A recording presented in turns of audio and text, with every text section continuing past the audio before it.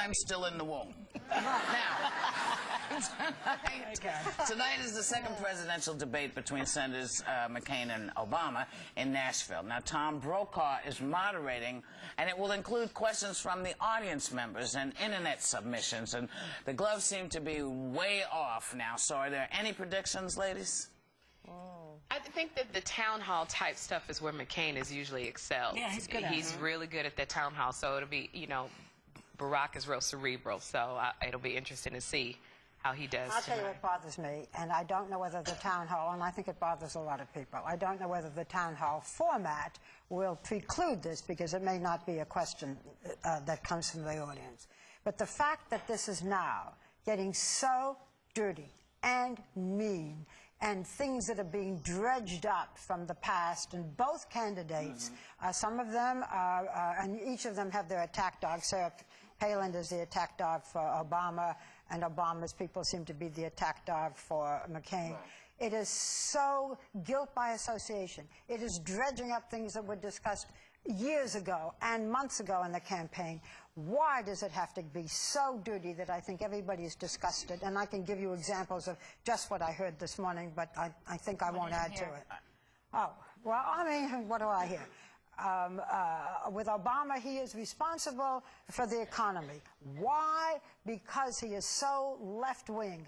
Why is he so left-wing? Because when he was 8 years old, and Bill Ayers was a weatherman who's now, at this point, a professor in a college, but it's Obama's associations. Reverend Wright has been brought up again. He is so left-wing that it is his fault that the economy is bad. You know what, the main thing let me do the other side. So it's... Oh, yeah. I'm sorry. On the other side, the rumors are being of the whole business about the Keating Five, which was 17 years ago for McCain. Don't we ever get beyond things? Can't we ever just look at what's going on in this country? I don't know how all of you feel, but the fact that this campaign has gotten so dirty, I just think it's... It leaves a bad taste in your mouth, doesn't it? It's awful. Sure. It's sort of a pox on both your houses. There's really more stuff they could even come up with. The main thing about McCain is a little confused. He pulls out of Michigan, but he wants to stay in Iraq. A little confused. He couldn't win in Michigan. I mean, shouldn't it be the opposite? I don't know if it's considered to be dirty when I think the past does matter in terms of how you're going to deal with the present and future. I'm a person that believes that. But it does. I think that. When is it over? But doesn't it matter? I mean, I think that it doesn't. Someone's history matter, or their alliances, or the decisions they've made. There's a statute of limitations. If we went that, yes, there is, and here's why I can say that. Because we had this conversation, or maybe Bill and I had this conversation. One of the things that you don't want to do too closely in Washington is go way back into people's histories, because in our Senate and in our Congress are Klansmen, anti-Semites from the past. I'm not saying this is who they have been in the last 10 years, but you have to be really careful. And these are people you can point to and say, this is your past, not this is somebody you're associated with. So we need to be really careful and decide when we say, okay, you seem to have moved beyond that, you seem to have grown, and let people get their act together. But the thing I think will stop tonight is I don't think, I'm sorry, I'm trying to make my mouth feel better, my face is on fire.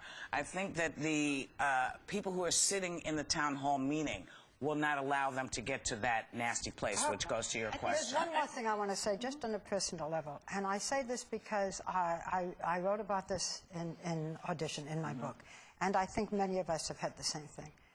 My daughter wanted me to write about her past. It was a very difficult adolescence. She has so far moved on that she is now helping young women who were in the same problems that she had years ago. So, is what she's doing now, which is so wonderful, isn't that important, than going back and dredging up stuff that no longer applies? I don't know what your life is like. I know a little bit about your life. I would not want everything about your life, or perhaps even mine, judged by something that happened 26 years ago. But this is the election, and this is to determine who is going to lead our country. And I think digging into relationships that, say, Barack Obama has had time and time again, or McCain, but I'm saying you want to I don't think that, look, we've looked at what McCain was involved in with the Keating Five. He was cleared of We're those just things. getting to it. We're just getting to it. But what I'm saying But is we that also time, it looked concerns... into, we also looked into Barack Obama, who was 8 years old when Bill Ayers was a part of the Weathermen, who has moved far beyond it. And also too, can I say with the Keating Five, he was cleared, but the man that he affiliated himself with was not. There are people that lost their money that will never get their money back from Charles Keating. So Ayers was not convicted. He turned himself in, he was not convicted. But McCain's friend, he was. I'm going to try and miss it. Can I just throw it in? I'm actually not... No, I'll let you finish what you had to say. I'll let you... Thank you for that. That's a nice thing to do. I'm not sure they're applauding you. No, not them. I'm saying thank you for letting... I don't think they were... I'm not used to anyone applauding me, but I was just thanking for the chance to finish what I was saying. I believe that what is concerning to me is not one connection that Barack Obama has had. It's that time and time again he says he didn't know these people. He didn't realize for 20 years that Reverend Wright was a hate monger. He said he didn't. Not a hate monger. You need to stop that. You need to stop saying he's a hate monger. This man did not like America. Hated America. No. You know what? As a black person, we are very, very lucky. You don't see where that's relevant? But what about this guy Hager? Wait a You just minute. said he did not like America. He didn't like America. Be here today. You know what? None of us need to be here today. If that's the My point is not. It's not just Reverend Wright. It's not just Tony Rezko, a criminal. It's not just William Ayers, a U.S. terrorist. It's that time and time again, Barack Obama has said, "Oh, I didn't realize that William Ayers was a terrorist on the United And it States." doesn't matter because what do we care Are you about? a liar or are you poor judgment? Okay, but can we talk about poor judgment? Can we talk about poor judgment? What about the woman that McCain... No, excuse me. What about the woman that McCain left that didn't even want him to know that she had been in a horrible, horrible accident, and then he came back, met another woman named Cindy McCain, left the woman that waited for him. Can we talk about character?